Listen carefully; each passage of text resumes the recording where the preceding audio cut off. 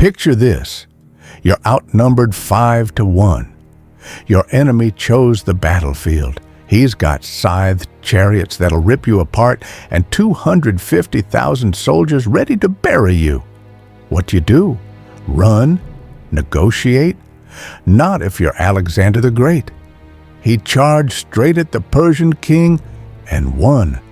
How? Let's find out. Let's rewind and meet the players.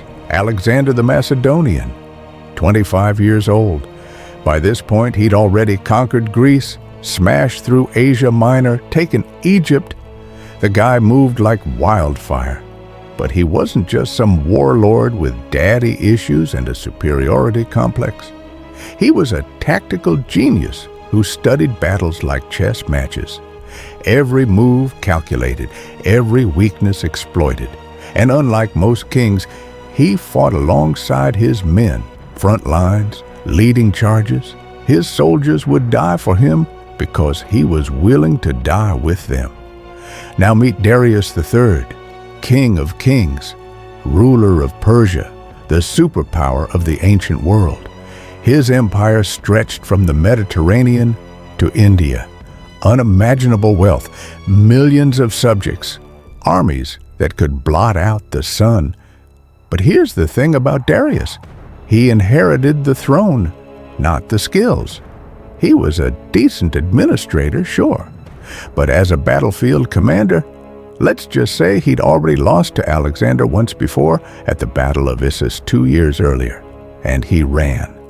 Straight up fled while his men were still fighting. But Persia was huge. Losing one battle didn't mean game over. Darius had time, resources, and endless manpower, so he rebuilt, regrouped. And this time, he wasn't taking chances. He handpicked the battlefield at Gaugamela, flat, open terrain, perfect for his cavalry and those nightmare-inducing scythe chariots. He gathered every soldier he could find, 250,000 strong. He even brought 15 war elephants just to make a point. And what was at stake? Everything. If Alexander won, the greatest empire on earth would crumble. If Darius won, Alexander's dream of conquest died right there in the dust. One battle, 2 leaders, the entire ancient world holding its breath. So the real question isn't just how Alexander won. It's why he even showed up. Because walking onto that battlefield wasn't bravery. It was borderline insane. Unless you had a plan. And Alexander, he always had a plan. All right, the stage is set. Let's talk about how this insane showdown actually went down. Darius picked Gaugamela for a reason. Wide open plains in what's now northern Iraq. No hills, no forests, no obstacles. He'd even sent workers ahead to flatten the ground and remove rocks. Why? Because his entire strategy depended on speed and shock. Those scythed chariots needed a smooth runway. His massive cavalry needed room to maneuver and surround the enemy. This wasn't just a battlefield, it was a killing floor, custom built for annihilation. Alexander arrived 4 days before the battle and saw exactly what Darius had planned. His generals were freaking out. We're outnumbered 5-1 on perfect cavalry terrain. We should attack at night, catch them off guard. But Alexander refused. I will not steal victory, he said. Arrogant, maybe, but also smart. A night attack could turn into chaos, and chaos favors the bigger army. Alexander needed control, precision, so he waited for daylight. Meanwhile, Darius kept his entire army awake all night, paranoid about a surprise attack. Fresh Macedonian soldiers versus exhausted Persians, advantage Alexander. Dawn breaks. October 1st, 331 BC. Both armies line up. Darius positioned himself in the center, surrounded by his elite Persian immortals and Greek mercenaries. His plan was simple. Send the scythed chariots to break Alexander's lines, then unleash cavalry on both flanks to encircle and crush the Macedonians. Classic hammer and anvil, 200 scythe chariots in front, cavalry wings stretching wide to outflank. It looked unstoppable on paper. Alexander's formation was different. He placed his best units, the companion cavalry, on the right wing with himself at the front. His Macedonian phalanx held the center with their long sarissa spears. And here's the genius move. He arranged his army at an angle, refusing his left flank. This created a slanted line instead of a straight one. Why? Because Alexander wasn't planning to meet Darius head-on. He was baiting him, drawing him out, creating gaps. The battle begins. Darius sends forward the scythed chariots, 200 death machines charging at full speed, blades spinning from their wheels. Terrifying, right? Should have been a massacre. Except Alexander had prepared for exactly this. His light infantry spread out and opened gaps in the formation. The chariots rolled through empty space. The ones that didn't make it through? Javelin throwers picked them off. Horses panicked. Drivers lost control.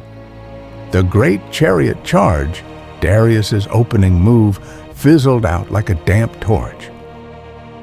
Now comes the moment that decides everything. The Persian cavalry attacks Alexander's right flank, trying to wrap around and encircle him. But Alexander doesn't panic.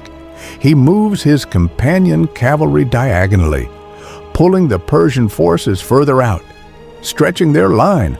And as Darius watches his cavalry chase Alexander's flank, something happens. A gap opens in the Persian center, right where Darius is standing with his royal guard. It's exactly what Alexander has been waiting for. Alexander sees it, and he doesn't hesitate. He wheels his companion cavalry around, 2,000 of the best horsemen in the ancient world, and forms a wedge. Alexander himself at the tip of the spear. They punch through that gap like a hammer through glass, straight toward Darius. Imagine being a Persian soldier in that moment. You're standing in formation thinking your massive army has this locked down. Then suddenly, through the dust and chaos, you see him. Alexander the Macedonian charging directly at your king with an unstoppable wedge of cavalry behind him. Panic spreads like wildfire. Darius's bodyguards, the immortals, the Greek mercenaries, they try to hold the line. They fight hard. But Alexander's wedge is cutting through everything, getting closer, closer. Soldiers are dying. Officers are screaming orders that nobody can hear over the chaos. And then Darius sees Alexander face to face, the king of Persia and the conqueror. For a split second, the entire battle hangs on this moment. What does Darius do? He runs, just like at Issus. The king of Persia, ruler of the largest empire on earth, turns his chariot around and flees the battlefield while his men are still fighting and dying for him. And when your king runs, everything falls apart. The Persian center collapses instantly. Soldiers see Darius's chariot racing away and they panic. Officers lose control. Units break formation. What was once the most massive army ever assembled starts falling apart like a house of cards. But the battle isn't over yet. While Alexander is pursuing Darius, the Persian right wing actually breaks through on the Macedonian left. They push deep all the way to Alexander's camp. For a brief moment, it looks like the Persians might turn this around. But Alexander's commander Parmenion holds the line, barely. And Alexander, realizing Darius has escaped anyway, wheels his cavalry around and smashes into the Persian flank from behind. That's it. The Persians are surrounded, leaderless and shattered. They run, all of them. By sunset, over 50,000 Persians are dead. Alexander loses around 500 men. So what happened next? Darius kept running. He fled east, hoping to regroup somewhere, anywhere. He never got the chance. A year later, his own generals betrayed and murdered him. The King of Kings died in a ditch, stabbed by the very men who were supposed to protect him. That's how the Persian Empire ended, not with a grand last stand, but with a knife in the back. Alexander didn't stop. After Gaugamela, he marched straight into the heart of Persia. Babylon opened its gates without a fight. Susa fell. Persepolis, the jewel of the Persian Empire, burned. The empire that had ruled for over 2 centuries collapsed in months. Everything Darius had inherited, everything his ancestors had built, gone. And Alexander became the ruler of the largest empire the world had ever seen. But here's what makes Gaugamela legendary. This wasn't about having more soldiers or better weapons. It was about vision. Alexander understood something most commanders never grasp. Battles aren't won by the biggest army. They're won by the smartest plan and the courage to execute it when everything is on the line. He turned a 5-to-1 disadvantage into an opportunity. He baited Darius into overextending. He exploited a single gap at the perfect moment. And when it mattered most, he led from the front. 47,000 men against 250,000. A battlefield designed for his enemy's strengths. Every tactical reason to lose. And yet Alexander walked away with the world at his feet. That's the legacy of Gaugamela, not just a military victory, a masterclass in strategy, leadership, and absolute audacity. One decision, one charge. One afternoon that changed the course of human history. And that's how you beat impossible odds. You don't wait for a fair fight. You create your own advantage. You strike where they're weakest. And you never ever hesitate when you see your moment. Alexander knew that. And that's why 2,000 years later, we're still talking about the day he broke an empire.